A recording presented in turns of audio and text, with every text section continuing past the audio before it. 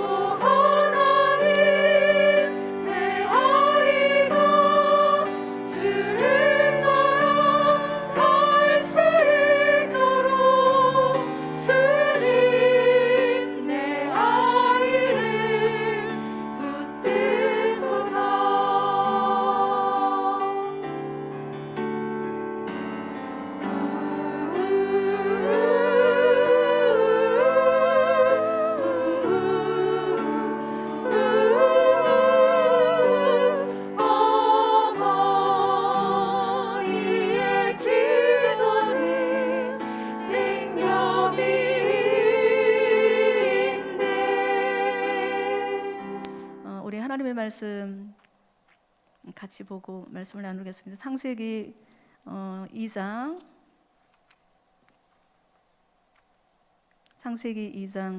17절 말씀하고 창세기 3장 4절 5절 말씀을 같이 보겠습니다. 17절부터 같이 읽어볼게요. 자, 선악을 알게 하는 나무의 열매는 같이 읽을게요. 시작. 선악을 알게 하는 나무의 열매는 먹지 말라. 내가 먹는 날에는 반드시 죽으리라 하시니라. 이건 하나님의 말씀이죠. 하나님의 말씀 잘 비교해서 읽어보십시오. 그 다음에 3장 4절 5절 같이 읽겠습니다. 뱀이 여자에게 이르되 너희가 결코 죽지 아니하리라. 너희가 그것을 먹는 날에는 너희 눈이 밝아서 하나님과 같이 되어 선악을 알 줄 하나님이 아심이니라. 네, 하나님의 말씀은 간단 명료하죠. 먹지 말아라, 먹으면 죽는다. 그냥 간단한, 진리는 복잡하지 않습니다. 근데 사단의 말은 복잡하죠. 일단은 거짓말로 시작되는 거죠. 먹어도 죽지 않을 거야. 하나님은 죽는다 했는데 죽지 않을 거야. 이렇게 죽지 않는다는 말이 거짓말이기 때문에 거기에 대한 포장이 필요한 거예요. 그래서 막 5절에서 그냥 뭐 하나님 같이 될 거야. 뭐 선악을 알게 하는 눈을 열어서 선악을 알게 하실 거야. 이러면서 막 치장을 하고 있죠. 그래서 진리는 단순합니다. 복잡하지 않습니다. 그래서 예 아니하라. 이에서 지나는 것은 악에서 나느니라고 말씀하셨거든요. 그래서 오늘 이 말씀을 가지고 지난주에 이어서 선악과에 대한 말씀을 다시 한번 더 함께 나눠보도록 하겠습니다. 여러분 카푸어라는 말 혹시 들어보셨나요? 카푸어.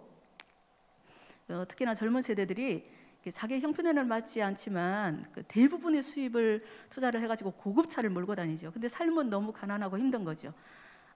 그런 사람들을 지칭해서 하는 말인데요. 카푸어라고 그러죠. 근데 왜냐하면 타고 다니는 차를 보고 그 사람의 존재 가치를 결정을 하거나 대하는 태도가 달라지는 그런 세속적인 가치관에 부응해서 그렇게 살아가는 거죠. 제가 예전에 티코를 가지고 신방 다닐 때였거든요. 아마 상동에 있을 때였던 것 같은데 그날도 이제 상동 상가 주변에 신방할 일이 있어가지고 이제 티코를 가지고 운전해서 가서 거기가 주차하기가 복잡하잖아요. 그렇게 주차장이 마땅히 없어서 보니까 도로변에 이렇게 그냥 일렬로 차들이 쭉 주차가 돼 있더라고요. 한 서너 대가. 그래서 여기 잠깐 주차해도 되나 보다 하고 저도 그 뒤에다가 주차를 해놓고 뭐 긴 신방이 아니었으니까 잠깐 들어가서 이제 우리 성도 만나서 얘기하고 이렇게 금방 나왔거든요. 딱 나왔는데 차가 없어진 거예요. 차가 없어진 거야. 다른 차들은 그대로 있는데 제 차가 없어진 거. 그래서 제가 좀 방향치거든요. 건물 안에 들어갔다 나오면 동서남북을 잘 몰라가지고 내가 여기 주차한 게 아니었나? 그러면서 막 허둥대고 있는데 거기 노점 하시던 그 아저씨가 나한테 와가지고 아주머니 티쿠 찾냐고 그러시더라고. 근데 제 여기 분명히 주차한 것 같은데 차가 없네요. 그랬더니 조금 전에 괜히 차가 와서 끌고 갔다는 거예요, 제 차를. 그래서 거기 가서 찾아야 될 거라고 그러더라고요. 그런데 아니 다른 차는 멀쩡히 그대로 있는데 제 차만 없어진 거예요. 그럼 어떻게 하는 수 없죠. 그래서 이제 견인 장소에 가가지고 견인비도 내더라고요. 돈을 내고 이제 차를 찾아오는데 은근히 부하가 나는 거예요. 막 화가 나더라고요. 왜냐하면 제가 주차한 건 잘못이죠. 근데 그러면 거기 주차한 모든 차들이 다 잘못한 거 아니에요? 그럼 똑같이 공평하게 다 견인을 해야지 왜 내 차만 끌고 오냐고. 그래서 거기 아저씨한테 제가 이제 그렇게 막 따지듯이 물었어요. 아니 제가 그냥 그 주차 금지 구역에 주차한 건 제가 잘못인데 공평하게 그럼 다른 차들도 다 견인을 해야지 왜 제 차만 견인을 해오냐고 막 그랬더니 그 아저씨가 저를 보면서 웃으면서 그러는 거예요. 아주머니 그 견인 기사 아저씨들이 그 고급 차들은 견인을 안 한대요. 왜냐하면 그 견인하다가 기스가 나면 배상을 해줘야 된대요. 그래서 아마 그 차들은 아마 고급 차였기 때문에 견인을 안 했을 거예요. 그러는 거예요. 저는 전혀 그런 생각을 해본 적이 없거든요. 그래서 그 차가 고급 차였나? 내 앞에 있는 차들이 저는 차를 잘 모릅니다.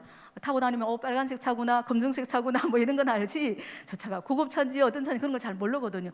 그 차들이 고급 차였나? 그러면서도 마음이 조금 그렇더라고요. 이 세상이 이렇구나. 네, 그런 경험을 한 적이 있습니다.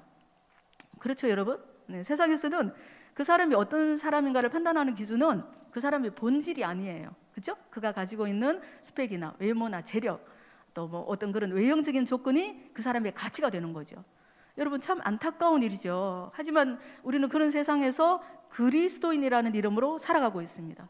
자, 그러면 여러분 우리는 그러면 어떻게 살아야 될까요? 그런 세상에서 우리가 살아가야 되는데 어떻게 살아야 될까요? 아니 하나님은 이런 세상에서 우리가 어떤 모습으로 살아가기를 원하실까요? 오늘 본문 그 5절에서 사단은 선악과를 먹으면 선과 악을 알게 된다고 말하고 있잖아요. 이제 그것은 하나님의 진리로 선과 악을 아는 것이 아니고 세상적인 기준으로 자기 소견에 옳은 대로 선과 악을 판단하게 된다는 것입니다. 그게 하나님의 공의가 아니에요. 세상 기준으로 좋다, 나쁘다를 평가한다는 거죠. 내가 하나님처럼 모든 것을 판단하고 선택하고 결정하려고 하는 거예요. 예를 들면 이렇습니다. 공부를 아주 잘하는 거야. 공부를 잘하는 거예요. 공부를 잘하는구나. 훌륭하네. 좋은 일이잖아요. 선이에요. 공부를 너무 못해. 한심하네. 이게 악이 되는 거죠. 나쁜 게 되는 거죠. 그리고 돈이 굉장히 많은데 대단한데 이게 선이 되는 거예요. 저 사람 가난해. 별 볼일 없는 사람이네. 이게 나쁜 거야. 악이 되는 거죠. 이혼화되는 거죠, 다. 그리고 유명한 사람이야. 저 사람하고 친해야지. 이게 선이 되는 거죠. 저 사람 백수래. 노숙 잘해. 가까이 하지 말아야지. 이게 나쁜 게 악이 되는 거죠. 모든 것들을 이렇게 이혼화를 시켜버리는 거죠. 그래서 선악과는 그 사람 자체가 중요한 것이 아니에요. 보이는 조건이 중요하다고 말하는 거죠. 그 조건을 갖췄느냐 못 갖췄느냐에 따라서 그 사람의 가치가 결정되는 것입니다. 이제 그런 까닭에 세상에 많은 사람들은 조건, 즉 성공, 돈, 권력, 외모를 갖추기 위해서 수단과 방법을 가리지 않고 고군분투하는 거죠. 하지만 이런 세상에서 세상적인 조건들을 아무리 구해도 참된 만족은 없습니다. 1억 가지면 2억 가지고 싶고 2억 생기면 3억 만들고 싶은 거죠. 마치 소금물을 먹는 것처럼 더 갈급해지는 겁니다. 그래서 결국은 가진 자나 못 가진 자나 모두가 다 열등감과 두려움과 절망에 시달리게 된다는 겁니다. 그곳에 참된 만족, 참된 자유는 없는 거죠. 여러분, 그렇다면 우리가 믿는 하나님은 어떤 기준으로 우리의 가치를 결정할까요? 네, 우리 하나님은 조건이 아니에요. 조건이 아니고 그 사람 자체를 가장 소중하게 여기시는 분입니다. 우리가 비록 가진 것이 없고 내세울 것 없어도 예수님을 영접하고 하나님의 자녀가 되는 순간 우리의 가치는 예수 그리스도의 가치가 되는 것입니다. 왜요? 예수님께서 우리를 위해 죽으셨거든요. 그 예수님의 공로로 하나님은 우리를 가장 존귀한 자로 여겨주시고 자녀로 인정해 주시는 것입니다. 여러분 믿으시죠? 그래서 세상 사람들 앞에서 절대 기죽지 마십시오. 천지 만물을 지으신 하나님이 누구예요? 우리 아버지예요. 우리는 그분의 자녀인 것입니다. 제가 좋아하는 말씀 중에 고린도후서 6장 10절 말씀이 있는데요. 가난한 자 같으나 많은 사람들을 부유하게 하고 아무것도 없는 자 같으나 모든 것을 가진 자로다. 이 말씀이 우리 그리스도인의 정체성인 것입니다. 여러분, 그 믿음으로 세상 가운데서 당당하게 살아가기를 원합니다. 네, 이런 속담이 있어요. 정성집에 개가 죽으면은 문턱이 닳을 정도로 문상객이 많대요. 근데 정성이 죽으면 찬바람이 분대요. 무슨 뜻입니까? 정성집에서 기르는 개가 죽으면 정성한테 잘 보여야 되니까 눈도장 찍으려고 사람들이 그렇게 많이 드나든다는 거예요. 막상 정성이 죽으면 아무도 돌아보지 않는, 이게 세상 인심인 거죠. 여러분, 우리 예수님도 공생애 사역하실 때 인기가 대단했었어요. 그래서 가시는 곳마다 막 수많은 사람들이 몰려다녔고요. 막 이적과 기적을 행하시고 오병이어의 기적을 통해서 막 배불리 먹여주시고 이렇게 하니까 그때 당시 예수님은 그야말로 그 시대의 희망의 아이콘이었죠. 그래서 하지만 예수님이 붙잡히시고 무기력하게 십자가에서 돌아가실 때 대부분의 사람들이 다 예수님을 떠나갔습니다. 오히려 멸시하고 대적하기까지 했거든요. 왜 그랬을까요? 그렇게 따라다니던 그 많은 무리들은 어디로 갔을까요?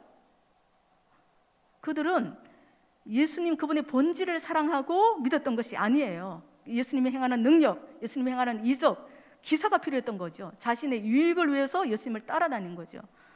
여러분, 기복신앙을 가지면 안 됩니다. 하나님은 우리에게 복을 주시는 분이지만 그게 목적이 돼서는 안 되는 거예요. 예수님의 얼굴을 구하고 예수님 한 분이면 족합니다라는 고백이 우리 가운데 있어야 돼요. 그러면 다른 것은 덤으로 하나님이 주시는 거거든요. 그래서 세상 사람들은 여러분, 우리가 병들거나 실패하거나 뭐 가난하거나 버림받았을 때 대부분 우리를 떠나갑니다. 우리 주변을 떠나가죠. 근데 하지만 우리 주님은 바로 그때 우리 이름을 부르며 달려오신다고 말씀을 하셨어요. 내가 너희를 고아와 같이 버려두지 아니하리라 약속하신 대로 우리와 함께 있어주시고 한없는 사랑으로 우리의 마음을 만져주시고 위로해 주시는 분이 우리 주님이시죠. 왜냐하면 우리 전제 자체를 너무나 사랑하시기 때문입니다. 여러분, 그런 주님이 계셔서 오늘 이 시간 저와 여러분이 이 자리에 있을 수 있는 거 아닙니까? 돌이켜보면 하나님의 은혜잖아요. 그렇죠? 제가 인생 광야 척박한 곳에서 혼자 비바람을 맞고 서 있을 때 그때 우리 주님은 정말 가장 가까이 계셨어요. 막연한 은혜가 아니었어요. 수상적인 은혜가 아니었습니다. 내가 여기 있단다, 나를 바라보렴, 주님이 말씀하셨고 붙잡아 주셨어요. 그 은혜와 사랑으로 제가 지금 이곳에서 함께 은혜를 나누고 있는 것입니다. 여러분들도 마찬가지 아닙니까? 정말로 우리 모두 여기까지 온 것은 전적인 하나님의 은혜입니다. 그렇죠? 정말로 하나님의 은혜가 아니면 우리가 이 자리에 있을 수가 없는 거죠. 절대로 우리의 의가 아닙니다. 우리가 뭐 하나님을 기쁘게 해드릴 만한 어떤 일을 했어도 아닙니다. 선한 일을 했어도 아니에요. 그냥 아무 조건 없이 하나님께 나라는 존재는 그 사람, 나라는 사람 자체가 최고의 가치인 것입니다. 내가 곧 그분의 기쁨이고 가장 소중한 존재인 것입니다. 이게 하나님의 말씀이에요. 여러분 이 사실을 꼭 믿으시기 바랍니다. 한번 따라해서 보세요. 나는, 가슴에 손을 얹고, 나는 하나님께 소중한 존재다. 나는 하나님께 소중한 존재다. 네, 하나님께서 우리에게 이렇게 말씀하신 거예요. 여러분, 론 스미스라는 유명한 목사님이 계셨어요. 이제 그분이 설교 중에 이제 이런 고백을 했다고 합니다. 저는 목사들이었고 목사이지만 한때 성 중독자였고 알코올 중독자였습니다.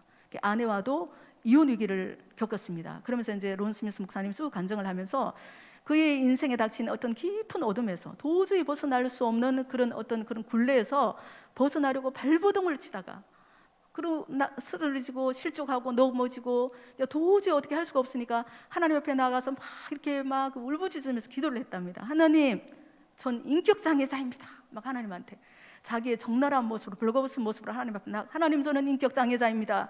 그랬더니 하나님이 이렇게 말씀하셨대요. 론, 난 내가 소중하다. 그래서 또 막 소리 지르면서 막 기도를 해요. 아니에요, 하나님, 전 성 중독자이고 분노 중독자입니다. 그랬더니 하나님이 또 말씀하시다. 그래도 난 내가 소중하다. 그러셨다는 거예요. 그래서 그 사실을 인정할 수가 없어서 자기의 추한 모습이 너무나 더럽고 부끄러워서 막 하나님께, 하나님 아니에요, 저는 그럴 자격이 없어요. 하나님, 저는 알코올 중독자이고요, 그리고 사랑하는 아내하고도 이제 이혼하게 될 거예요. 막 그렇게 울면서 하나님께 기도했더니 하나님이 크고 강한 음성으로 이렇게 말씀하셨대요. 론, 그래도 난 내가 소중하단다. 그 순간에 론 스미스 목사님을 묻고 있던 그간의 모든 상처, 중독의 사슬이 끊어지는 성령의 강한 역사를 경험하고 그는 이후에 완벽하게 치유되고 하나님께 귀하게 쓰임받았다고 합니다. 여러분, 그 하나님이 바로 우리들의 아버지인 것입니다. 얼마나 감사합니까? 이렇게 우리 하나님은 우리의 존재 자체를 인정해 주시는 분이고요, 사랑해 주시는 분이에요.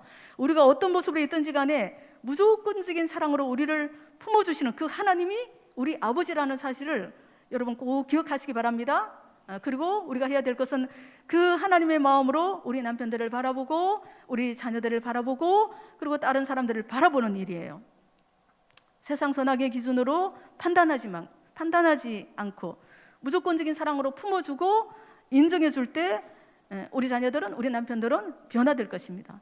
또한 그 사랑을 통하여 하나님의 사랑을 경험하게 될 것이고 또 하나님께로 돌이키는 회개의 역사가 일어나게 될 줄로 믿습니다. 여러분, 하나님이 우리에게 선악과를 먹지 말라고 하신 이유는 우리를 너무나 사랑하시기 때문에 우리에게 생명을 주시기 위한 것입니다. 그렇게 믿으시죠? 2장 17절에서 우리를 살리시기 위해서 선악과를 먹지 말라고 하신 거예요. 그런데 사단은 그 하나님의 사랑을 왜곡시키고 거짓말로 이간질하는 거예요. 너희들이 선악과를 먹고 하나님같이 될까 봐 무서워서 못 먹게 하시는 거야. 하나님은 너를 사랑하시지 않아. 그리고 선악과를 먹고 보이는 것으로 살아야 네 삶이 행복해질 거야. 이렇게 온갖 거짓술수로 우리가 하나님께 가까이 가지 못하도록 방해하고 있다는 사실을 우리는 깨달아야 한다는 것입니다.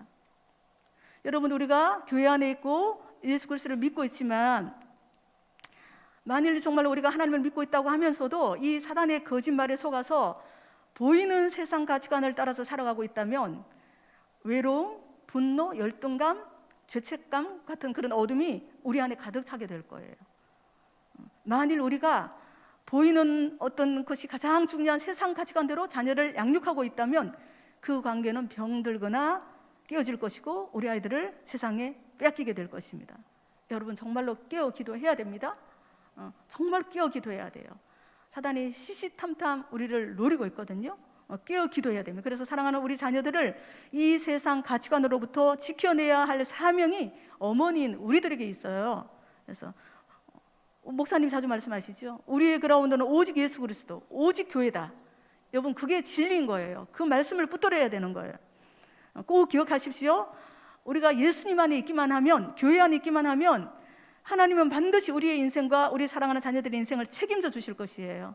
네, 그걸 믿으셔야 되는 거예요. 세상을 이긴 이기면 이것이니 곧 너희의 믿음이니라고 하나님 말씀하셨거든요. 이제 믿음으로 자녀를 세우고 가정을 세우는 우리 모두가 되기를 간절히 소망합니다. 네, 영적으로 깨어 있어서 세상 선악과를 분별할 수 있어야 돼요. 그래서 거절하고 하나님의 은혜를 붙잡는 우리 모두가 되기를 원합니다. 네, 우리 이제 함께 기도하도록 하겠습니다.